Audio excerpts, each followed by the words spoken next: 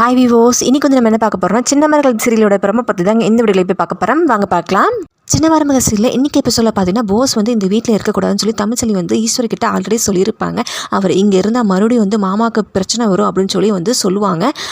Pass பார்த்திங்கன்னா ஈஸ்வரிகிட்ட சொல்லுவாருங்க, நானும் மலரும் சேர்ந்து வாழணும் அப்படின்னு போய் சொல்லி வந்து நான் பர்மனெண்ட்டாக இந்த வீட்டிலே இருக்கிற மாதிரி ஏதாவது பண்ணுமா அப்படின்னு சொல்லி வந்து நீ போய் பெரியப்பா கிட்ட பேசு அப்படின்னு சொல்லி சொல்லுவார். அடுத்த நாள் காலையில் பார்த்தீங்கன்னா ஈஸ்வரியும் அவங்க பொண்ணும் போய் ராஜாங்க கிட்ட போய் கேட்குறாங்க, என் பிள்ளை வந்து இனிமேல் இங்கே இருக்கலாமா அப்படின்னு சொல்லி கேட்குறாங்க.